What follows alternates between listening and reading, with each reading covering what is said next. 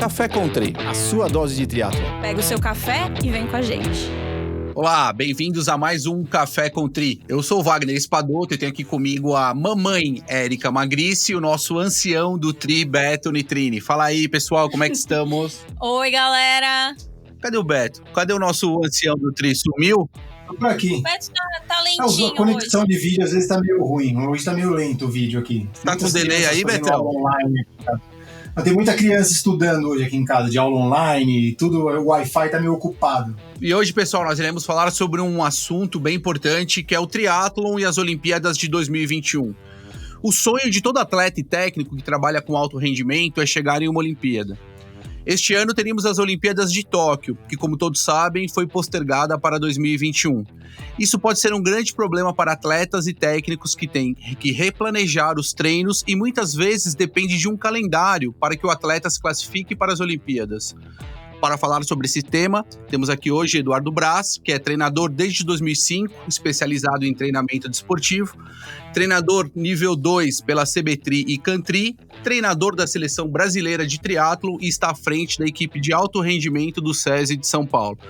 Que orgulho, Braz! Seja bem-vindo aí, obrigado por aceitar nosso convite. Valeu, Wagner, obrigado pelo convite.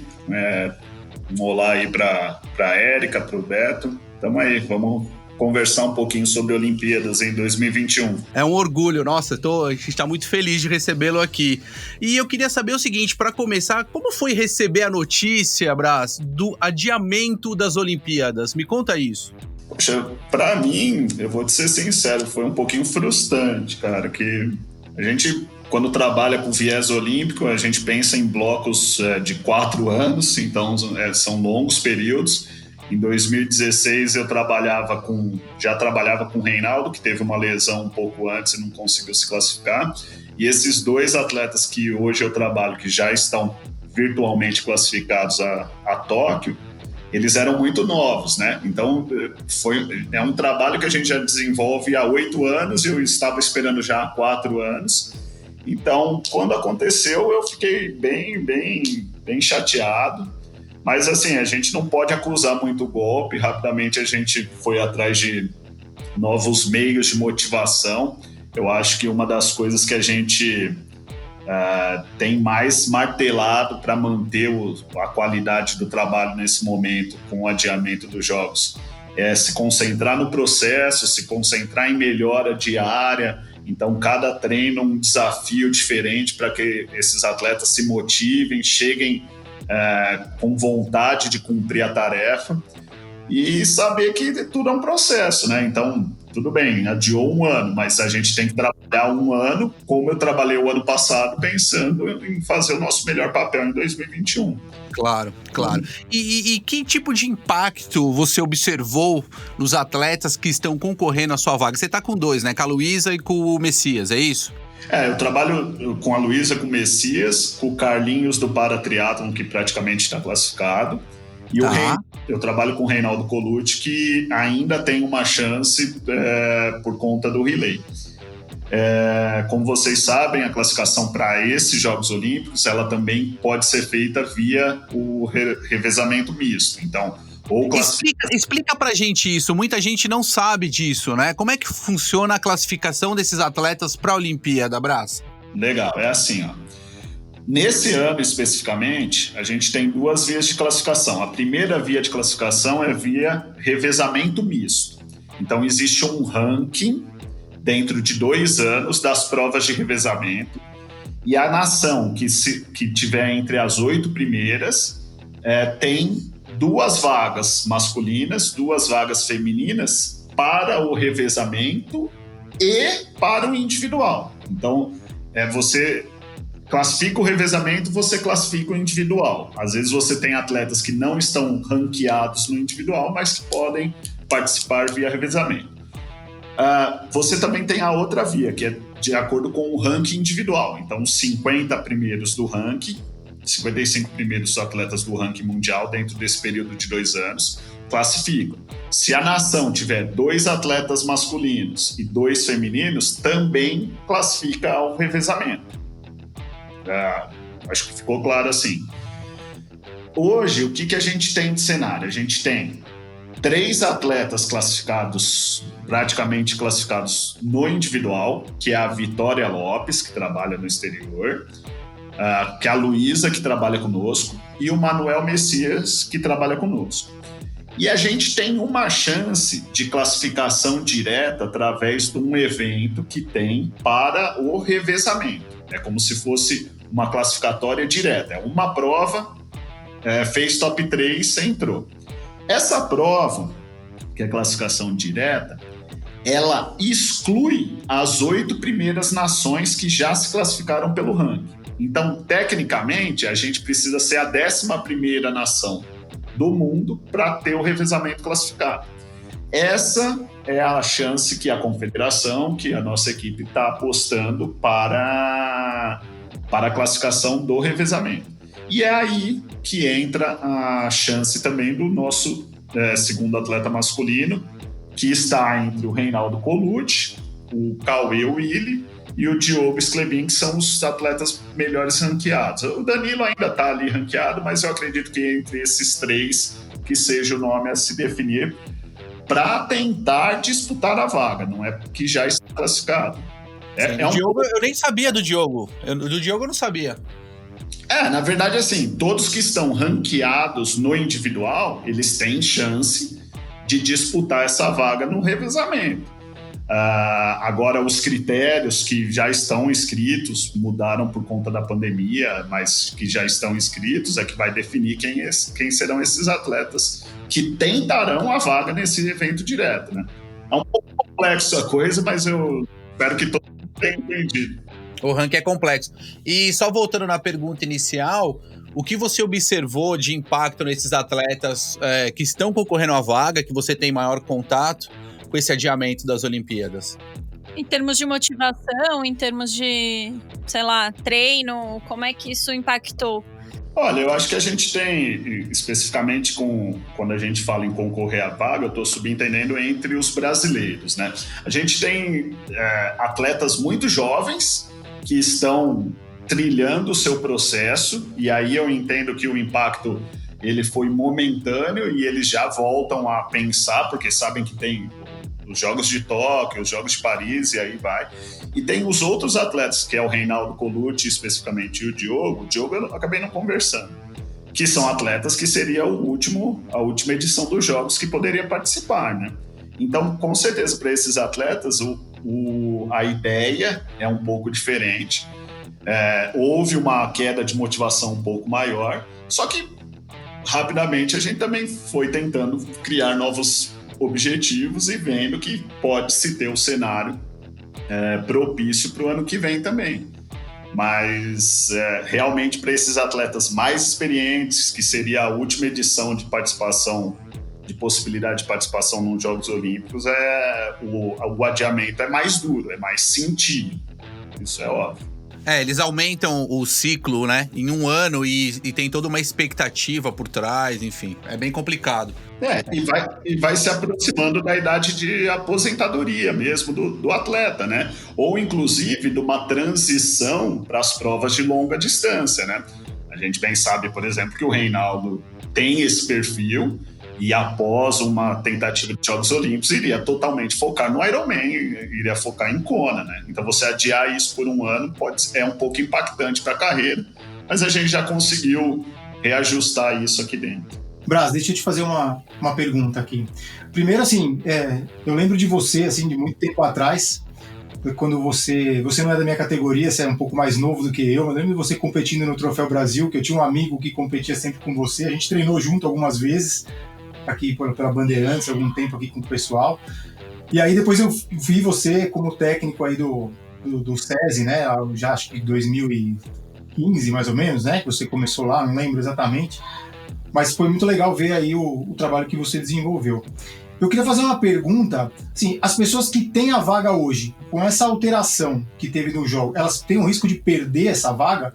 Pode entrar um novo atleta no lugar? Porque como foi por ranking até 2020, muda alguma coisa ou não? A vaga que eles já tinham continua. Só vou complementar essa pergunta, Braz. Pode mudar, e o seguinte, por que a vaga é do país e não do atleta?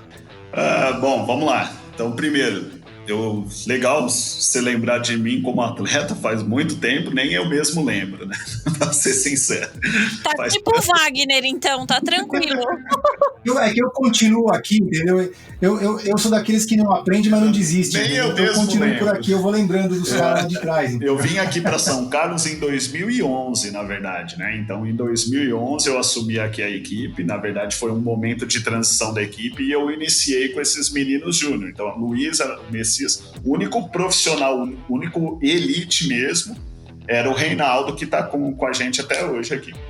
Com relação ao ranking, hoje, o que acontece? É regra da ITU, na verdade não é nem da CBTRI, que a vaga é para a nação. Porque, inclusive, a nação ela pode definir por uma tática que possa privilegiar determinados atletas em busca da medalha. Vou dar um exemplo em 2012 em Londres. Em 2012 a gente tinha os 2 irmãos classificados, os 2 Brown, que eram chances de medalha, como assim o fizeram. E o terceiro homem classificado da Grã-Bretanha era o Tim Don, que foi inclusive campeão mundial de triatlon standard, de triatlon olímpico.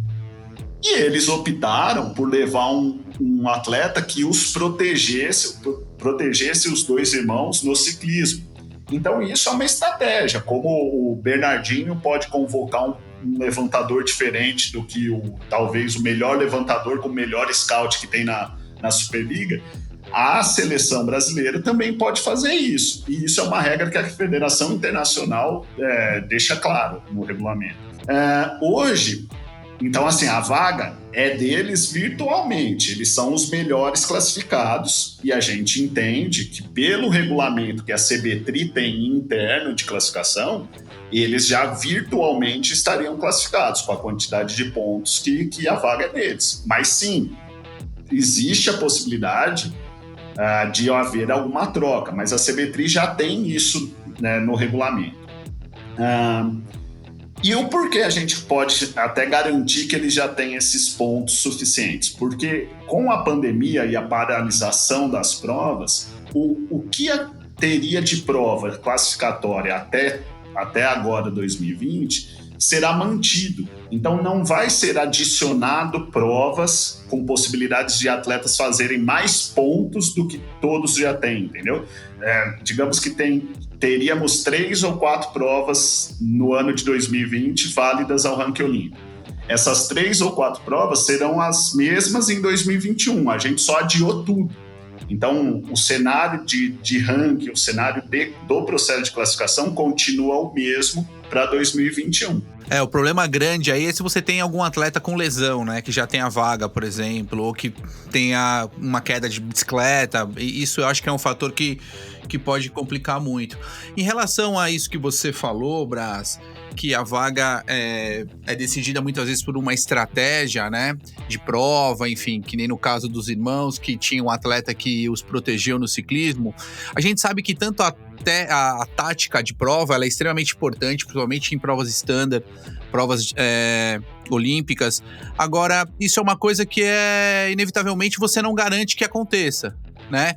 Eu posso ter ali uma pancada na natação e esse atleta nem no primeiro bloco tá junto com os irmãos Brownlee, por exemplo, e você perder esse tipo de tática. E muitas vezes aquele atleta que treinou durante anos e anos e anos, que a gente sabe como é difícil o atleta de alto nível, não ir para umas Olimpíadas, mesmo sendo o melhor atleta do que este que foi privilegiado por conta da tática. Você acha isso justo, por exemplo? Ou é a regra e a gente tem que acatar isso e ok? Então, Wagner, eu acho que não trata-se nem de uma questão de justiça ou não. Trata-se primeiro de uma regra que te permite ter esse tipo de estratégia em busca de uma medalha. Acho também que isso serve para nações que têm essa quantidade de atletas com condições de disputar essa vaga. Hoje, para o Brasil, isso é irreal. Então, tanto que a gente tem um regulamento interno no Brasil que ele cita que quem vai disputar os jogos é exatamente quem está à frente do ranking individual, né? Então ele não deixa brechas para outro tipo de situação, a menos que os atletas que estejam classificados eles estejam fora da colocação que se pré-estabeleça para a classificação direta, né? E eu acho assim que tudo que é combinado não sai caro, né? Então, por vezes, dentro do processo de classificação olímpica, inclusive nacional, a gente não tinha isso tão bem claro.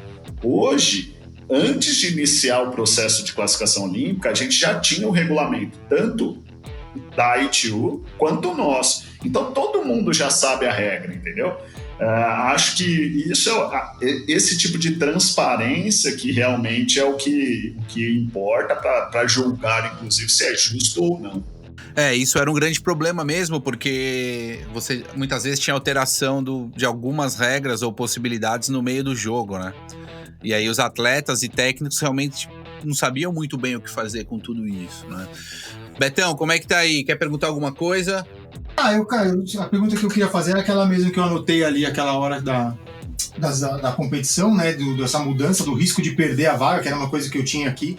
Ou sei lá, né? Se muda, aparece alguém voando aí, mas como vocês já me responderam que a vaga pertence ao país, se aparecer alguém voando aí, muito provavelmente vai acabar herdando uma vaga aí de um atleta. Outra coisa, você falou na vaga do revezamento. Aí, quando, por exemplo, o Colucci pode se classificar para o revezamento, né? Aí ele se classifica para o revezamento só, né?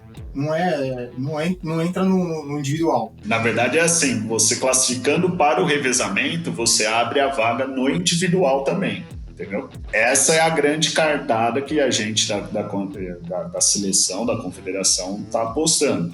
Hoje a gente tem 3 vagas. Para conseguir a 4ª vaga e o revezamento, a gente tem que classificar o revezamento.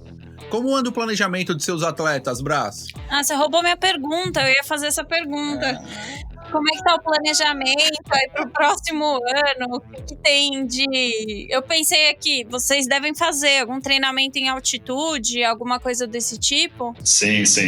Na verdade, agora tá virado de ponta cabeça, né? Com certeza. Tá bem complicado, mas vamos lá. Na verdade, antes de fechar tudo, de tudo entrar em quarentena por conta da pandemia, a gente tinha acabado de fazer um treinamento em altitude no México e a gente estava prestes a embarcar para Abu Dhabi para fazer uma etapa de WTS, e aí foi quando começaram a suspender as provas e cancelar e tudo mais. Vocês sempre vão para o México? Não, na verdade a gente já fez no Equador, que é uma altitude um pouco mais agressiva. A gente, quando tem provas na região mais central ali, a gente faz em Font Romeu.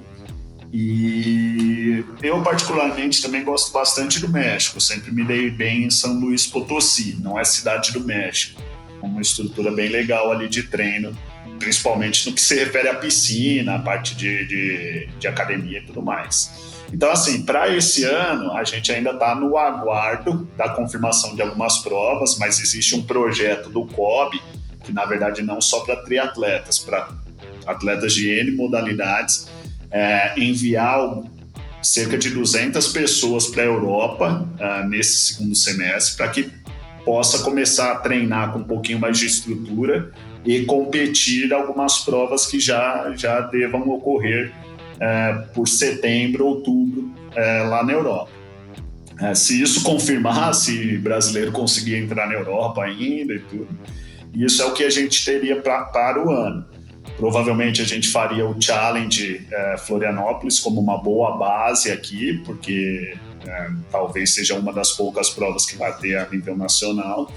E aí para o ano que vem, a ideia é repetir a mesma programação que eu tinha para esse ano, que era uma altitude em fevereiro, compete março, uma altitude em abril, compete maio, uma altitude em junho, aclimatação ao fuso e calor, porque o grande desafio de Tóquio vai ser a temperatura, em julho, e compete final de julho para agosto. O planejamento geral é esse.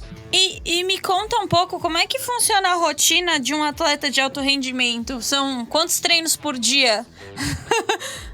mais do que ser alto rendimento, o que eu preconizo muito aqui é a liberdade da gente poder fazer tudo a qualquer momento e a hora que me der na cabeça, né? Então, a gente vive em São Carlos e eu tenho possibilidades de treinar em qualquer período que a gente entenda como importante. Então, basicamente, eu gosto muito da estrutura de 3 treinos diários. Um às 7 da manhã, um das 10h30 ao 12h30 e um no final da tarde.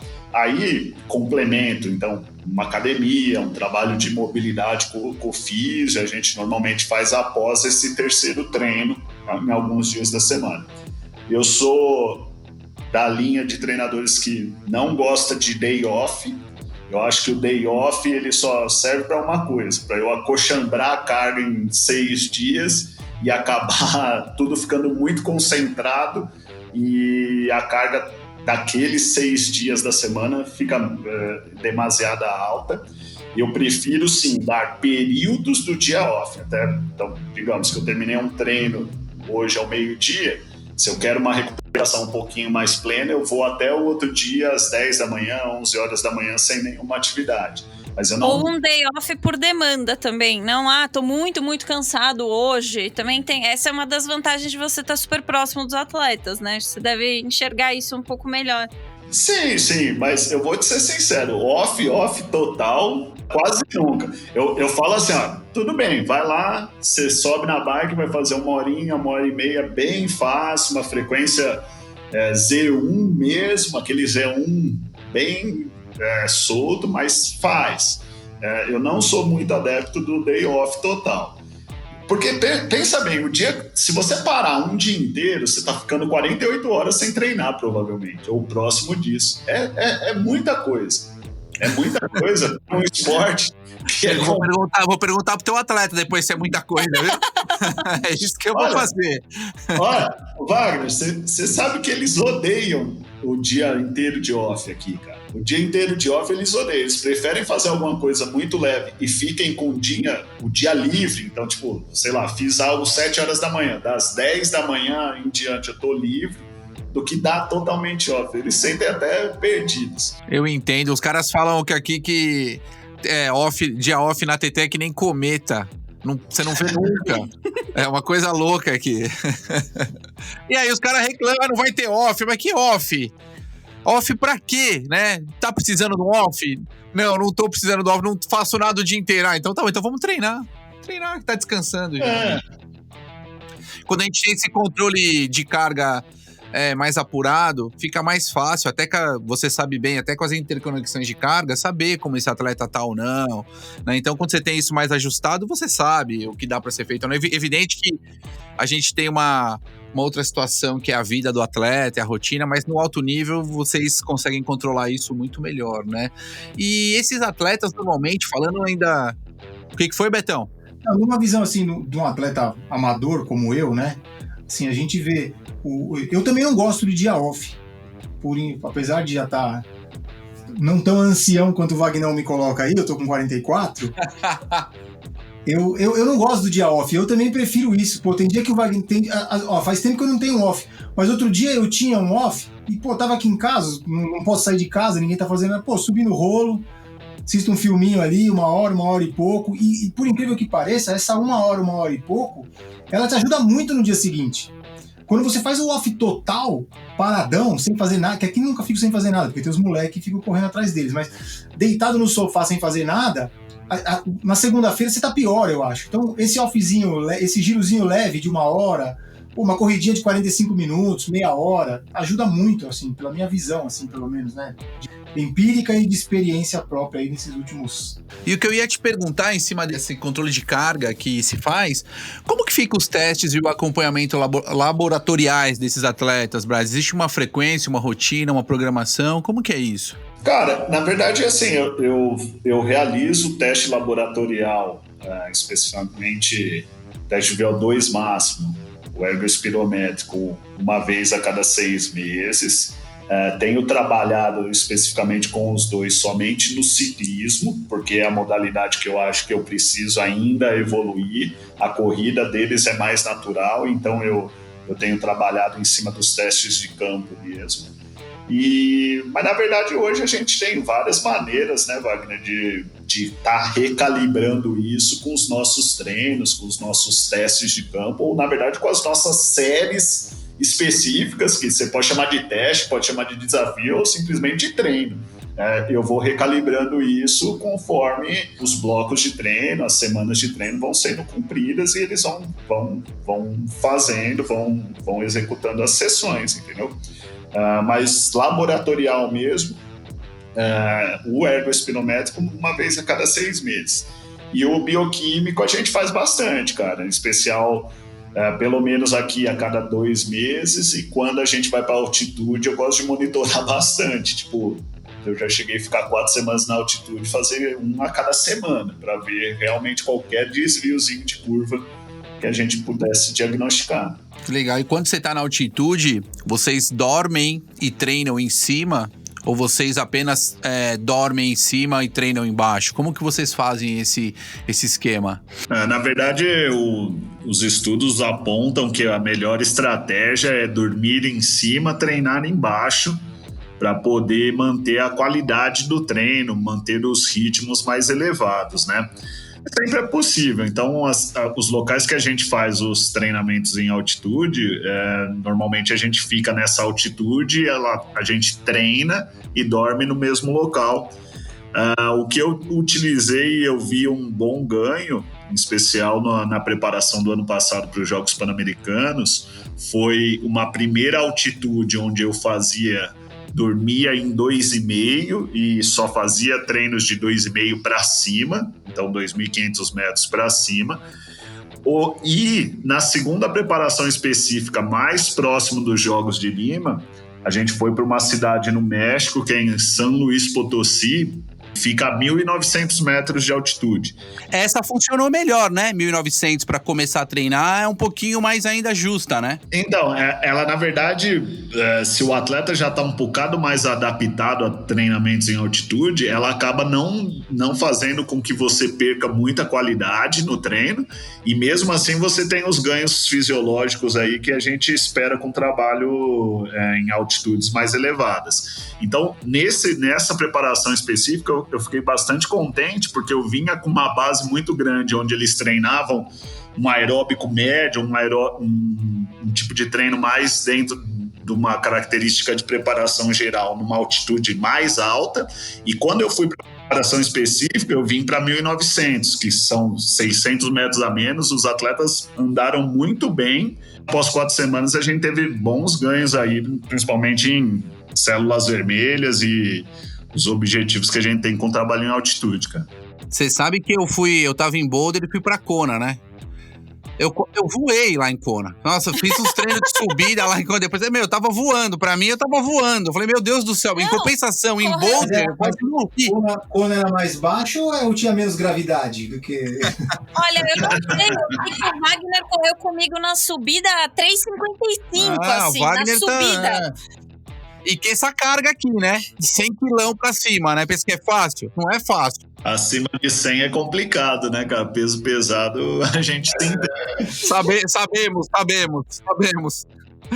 E me fala uma coisa. Como você tá vendo, nesse momento agora de Covid, existe alguma diretriz da nossa confederação a respeito do trabalho com esses atletas de alto rendimento, Brás? Cara, na verdade, assim, a gente tem seguido, a CBTRI também, a confederação, tem recomendado tudo que a gente tem de recomendações locais, né, do governo local, e eles estão trabalhando junto ao COB para desenvolver um projeto onde os atletas agora, nesse período de julho e agosto, possam ir para a Europa fazer uma preparação com um pouquinho mais de qualidade, mais estrutura, porque lá a pandemia já está em outra fase, né? E quiçá começar a competir em setembro. Então hoje o plano, ainda não confirmado, obviamente, porque tudo muda nesse cenário de pandemia, mas o plano é que a gente tenha esse apoio para fazer um treinamento lá na Europa a partir de agosto. Bacana. Deixa eu fazer uma pergunta aqui. A gente vê muito, assim, eu vejo muito nos nossos treinos aqui de atletas amadores, uma estratégia de treinamento e de prova, né? Então a gente tem aquela estratégia acaba treinando mais para prova longa, qual é o IF que você vai pedalar, qual é o ritmo que você vai correr, no treino, na prova e tal. Para o atleta profissional, como que é esse treino? Ele tem esse treino dentro do limite, dentro de uma estratégia dele, ou essa estratégia varia de acordo com a prova? Porque o que eu penso é o seguinte, a gente que é amador está competindo ali com a gente, né? O profissional, não adianta ele ficar dentro das métricas que foram estabelecidas tanto no treino quanto na prova, se ele não conseguir performar melhor do que quem está ali. Né? Então, como é que é montada a estratégia? Como é que é a estratégia do treinamento desse cara? Ele está sempre no limite? Está sempre tentando buscar algo a mais? Como é que é feita essa... Isso que eu queria saber, porque você não sabe exatamente até onde, você sabe com quem você vai competir, mas você não monta a sua estratégia, tem que montar a sua estratégia de prova baseado com quem você vai competir e onde você vai competir, né? Eu queria saber como que organiza isso. Não sei se fiz clara a pergunta. Não, entendi. O que difere em especial, mais do que o atleta profissional do amador, é a questão da intermitência da prova com vácuo e mais curta, e da prova sem vácuo e mais longa, né? Eu acredito que por mais que exista a competição nas provas longas, os profissionais ainda sim seguem parâmetros que ele sabe que não vai quebrar, né? Isso até o Frodeno esses dias publicou alguma coisa nesse gênero e tudo mais. O treinamento de triatlon olímpico, do triatlon com vácuo, ele tem uma intermitência muito grande, até algo que a gente está tentando iniciar uma pesquisa para ver a interferência disso na corrida. Então, o que a gente tenta trabalhar? O máximo de especificidade possível dentro da sessão de treinamento. Isso não significa que ele não vai ter uma métrica a seguir no treinamento.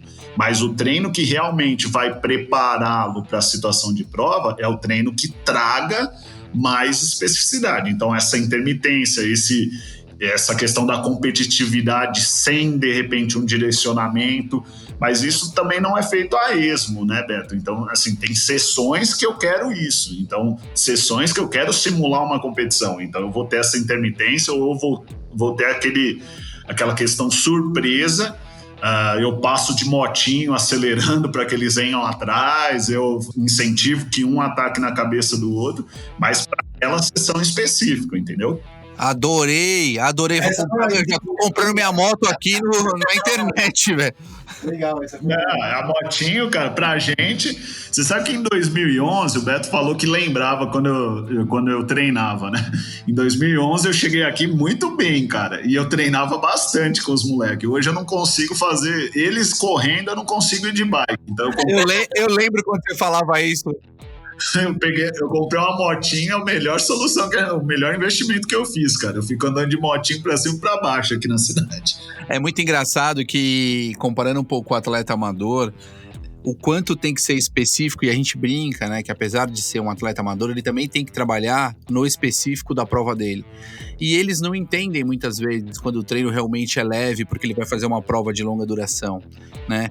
Como é diferente no seu caso, desses atletas que tem que trabalhar ali num certo limite, diversas vezes, trabalhar ali no teto, né, e ter a competição, e ter o puxar, e ter o quebrar ritmo, e ter o voltar pro ritmo, largadas, quando eu pegar o ITU, eu tenho largada de tudo quanto é forma, né, tem largada do seco, do pontum, largada do alto, largada, então assim, é extremamente complicado, além do trabalho metabólico que você tem que executar, o trabalho específico de cada prova, né? Sim, com certeza, só que você sabe que dentro desses anos que eu trabalho com alto rendimento, especificamente de ITU, cara, eu vejo que o quão mais específico a gente conseguir traduzir nas nossas sessões, mais a gente vai estar preparando eles para a prova. Então, por exemplo, tem provas mais tradicionais aí no circuito. Então, dá para a gente estudar a maneira de abordar a primeira boia, que vai ser sempre muito, muito forte, entendeu? Da primeira transição, até que ponto vai ter as primeiras curvas, que vai ter aquela intermitência de ataques, ou a primeira subida da prova.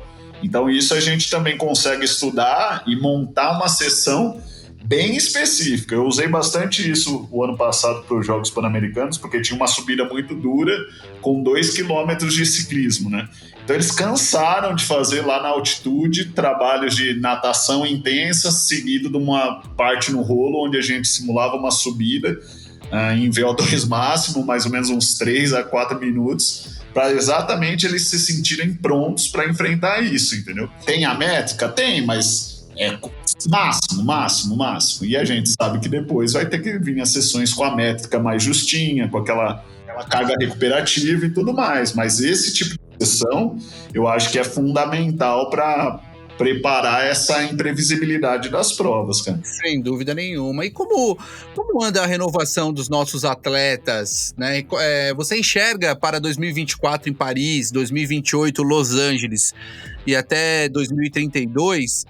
Esses atletas, hoje, né, no caso das Olimpíadas de 28 e 32, já estão por aí. Quem são esses atletas, Brás? Olha, 24 e 28, eu acho que não vai fugir muito do que a gente tem já praticamente classificado para esse ano, que é Messias, Luísa e Vitória.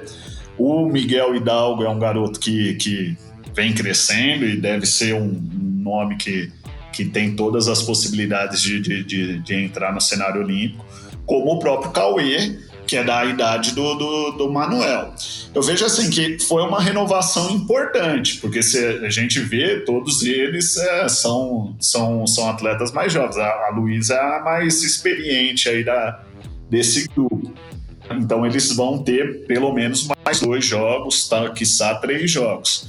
Mas às vezes eu vejo assim um pouco lento esse processo de renovação, né? A gente precisava ter, por exemplo, o Hidalgo acabou voltando aqui, exemplificando o Hidalgo. O Hidalgo esse ano ele sai da categoria júnior para sub-23 e a gente tem carência de ter atletas júnior disputando ali as provas pelo menos de nível nacional na ponteira, né? Então eu vejo realmente às vezes os projetos de desenvolvimento da modalidade, não de iniciação. A iniciação até eu não acho que é o X da questão para a gente, mas os projetos de desenvolvimento da modalidade, eles precisavam ser revistos e melhor trabalhados para que a gente possa ter essa renovação mais rápida, né? Não precisar ter atletas que perdurem 3, 4 ciclos olímpicos ali. Ou mesmo que novos atletas entrassem também, né, nesses ciclos para disputar e isso se tornar um pouco mais competitivo. Você teria... quantos projetos hoje nós temos no Brasil? Você tem ideia disso? Não só de iniciação ao triatlo, mas de desenvolvimento já pensando no alto nível? Poxa, Wagner, assim, eu conheço o nosso aqui do SESI. O nosso a gente tem o projeto de iniciação, então a gente tem mais ou menos umas 70 crianças brincando aqui de triatlo, quando possível antes da pandemia, né?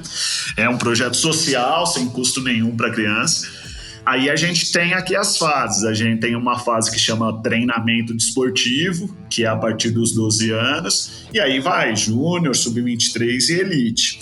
Eu acredito que aqui seja o único lugar que isso tenha. Eu sei que a Federação do Paraná faz um trabalho, não conheço a fundo, mas me parece que tem a fase de desenvolvimento. E aí é só. A gente sabe que no Ceará sempre teve uma tradição de boa iniciação de atletas, que seja com natação no mar e não na piscina, mas sim, inicia-se a modalidade de alguma forma naquele estado, com aquela federação, mas a gente sabe que tem uma falha ou um ponto que eles têm o limite, que é o ponto do desenvolvimento, o ponto que requer mais investimento e tudo mais. E só, cara, eu não conheço mais nenhum. O Pinheiros, que é o outro clube que trabalha triatlon dentro do Brasil, ele só tem a ponta, né? Ele não tem a fase de desenvolvimento. Não tem a base, né? Eles não têm base. O Hidalgo começou lá como júnior, mas é um ponto fora da curva, o Miguel Hidalgo. Ele não tem uma equipe de base lá. E para mim é isso que falta, cara. A gente precisava ter mais projetos que pudessem desenvolver novos talentos, né? A gente estava comentando antes de gravar aqui, né, Wagner, da frase que eu ouvi um podcast com o Fares Al-Sultan, né, que foi campeão do Ironman Brasil 2005, campeão de Kona, foi treinador do Patrick Lang até pouco tempo atrás, né? E ele falou da base de triatletas, que hoje os caras já começam como triatletas, né? E na verdade eles não querem isso. Ele quer o cara que é o 6º nadador, o 10º ciclista, o 8º corredor, para transformar esse cara num triatleta. Ele não quer o cara que já seja o triatleta, né? Então, só que a gente não tem nem a formação da base desses esportes hoje, né? Você não tem formação de nadador, você não tem formação de corredor, você não tem formação de ciclista. E aí tem uma outra frase que eu ouvi do Michael Johnson, que também é ex-atleta olímpico, corredor, né? E hoje treinador, que ele falou que nos Estados Unidos você precisa, não lembro se eram exatamente esses os números, mas ele falou que precisava de 5 mil crianças para fazer um campeão estadual, 50 mil crianças para um campeão de conferência, 100 mil para um campeão nacional e de 500 a 1 milhão para tirar um campeão olímpico. Então, assim, você vê, é muita gente para você conseguir fazer um campeão olímpico, né? Aí a gente fica dependendo de surgir um cara, que é o caso que você falou até, não estou dizendo que vai ser um campeão olímpico, mas que tem um talento como o Miguel Hidalgo, que é um cara que tem um talento dele ali, que apareceu meio que por obra do destino, né? Ou que alguém achou, mas a gente não tem um projeto para desenvolver, não só no triatlon, né? Eu acho também, Beto e Brás, que não é só a questão do atleta, né? Desenvolvimento do atleta. A gente tem que pensar também no desenvolvimento dos técnicos. Então, por exemplo, o que nós temos hoje, Brás? Como você enxerga a formação de técnico do triatlon no país? Como que tá isso? Cara, na verdade, eu acho que assim, existem muitas iniciativas. Eu lembro, por exemplo, inclusive quando eu fiz o curso da Cantri no Uruguai, tinha 30 treinadores na sala, 28, 27 eram brasileiros. Então a gente tem bastante até treinadores que têm feito essas capacitações que tem oficiais, né, que são CBTRI, Cantri e tudo mais. Só que não adianta nada também a gente ter esses treinadores e não ter um projeto de desenvolvimento e eles tentarem aplicar tudo que tem nas assessorias, que é o ganha-pão deles, entendeu? E é o que acontece, né?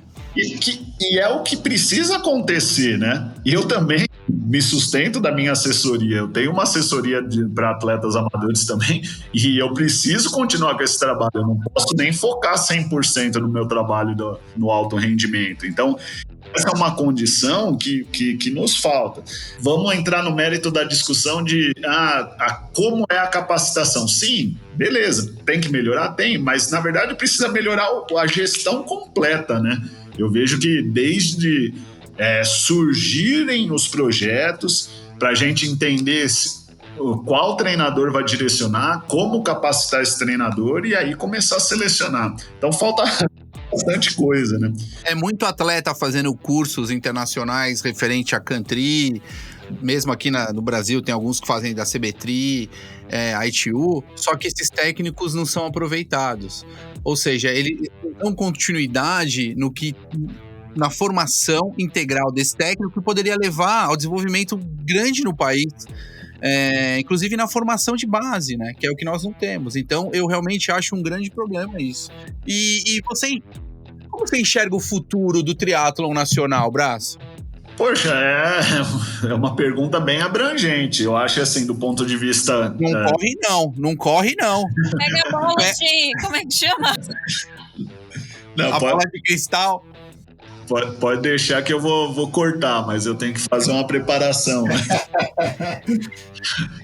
Não, então, eu acho assim, que do ponto de vista como modalidade geral, inclusive pensando do lado mercadológico da coisa, é uma modalidade que eu vejo muito futuro.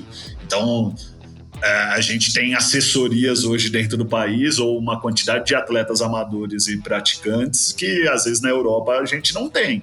Então virou um business muito, muito importante. Falando de triatlon olímpico, eu vejo que assim, apesar de a gente saber desses números que o Beto falou, exatamente da pirâmide invertida, de ter que ter uma base gigantesca para poder tirar um campeão olímpico, a gente com um investimento bem direcionado, a gente consegue boas coisas. Então, assim, poxa, eu tô à frente desse projeto aqui, que não é só porque eu tô na frente que eu tenho orgulho de falar, mas são 8 anos, e com 8 anos, a gente fez medalhista pan-americano e a gente ensinou a Luísa a pedalar. A gente pegou o Messias iniciando, que já tinha iniciado o triatlon, mas, poxa, é um trabalho de 5, 6 anos com ele para ele ter 3 medalhas em World Cup, ser medalhista pan-americano também. Então, eu acho que se a gente conseguisse direcionar um pouquinho melhor os investimentos para determinados projetos e que tivessem mais projetos como esse ou no molde desse, a gente poderia ter bons resultados a nível internacional. Eu costumo dizer, cara, sem falsa modéstia, que às vezes a gente olha muito a grama do vizinho, né? Mas eu sempre confiei que o Brasil tem ótimos atletas e excelentes treinadores. O que falta, às vezes, é a gente conseguir juntar tudo dentro de um projeto e conseguir dar a guinada que precisa. Isso seria o mundo ideal para nós, né? Betão, alguma pergunta, Betão? Não, Wagner, eu já encerrei aqui o que eu gostaria de ouvir, de perguntar, assim, pra mim foi muito legal. Aproveita que esse moço falou que nunca mais aparece aqui, hein, que a gente gastou o tempo dele hoje. Não, só queria dar os parabéns aí pro Braz, pro pessoal tudo que fez o trabalho. Eu até anotei alguns nomes que surgiram lá no SESI, mas ele já citou a maioria deles aí. Muito legal o trabalho deles lá, eu lembro desde quando surgiu o SESI, lá na época que foi com o Cali, né? Teve uma época até que o Brad Sutton veio pra cá, treinou com a Carla Moreno, lá eu lembro que a gente acompanhava isso meio à distância, naquela época era por revista, né, que a gente acompanhava, mas foi muito legal ver onde chegou esse projeto e com os atletas que ele tem lá hoje, né? Betão recebia a planilha por fax, Brás.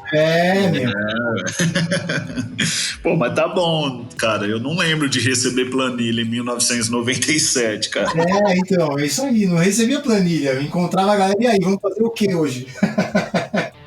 Tá bom, pessoal. Brás, suas considerações finais, quer falar alguma coisa, algum recado? O que a gente vai esperar aí dos nossos atletas aí nas Olimpíadas? O que a gente pode esperar? Cara, pode esperar muito trabalho aí, mais esse ano extra de preparação que a gente ganhou. Pode esperar muito empenho, a molecada é bem focada, assim, tem aquela cabeça de campeão. E agora é dar tempo ao tempo, né?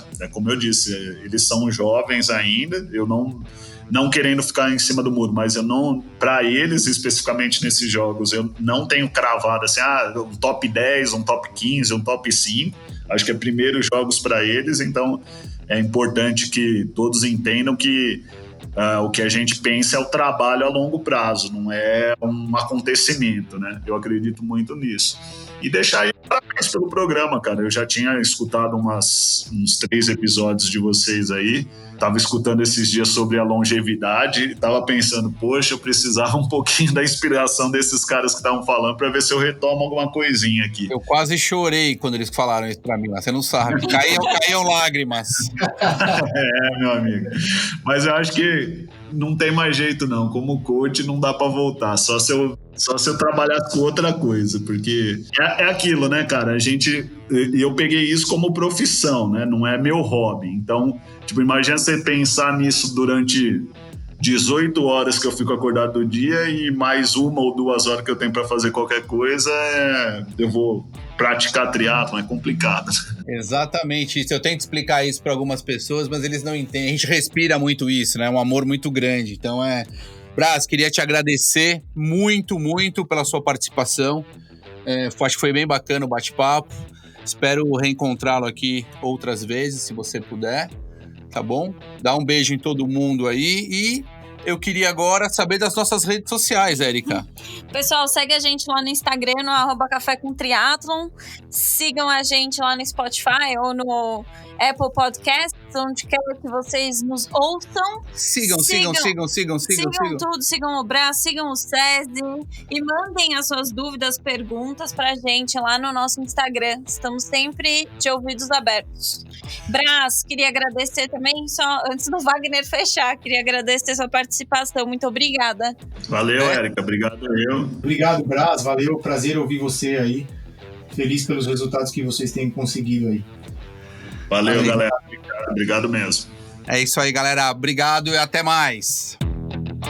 Café com Tri, a sua dose de triatlon. Pega o seu café e vem com a gente.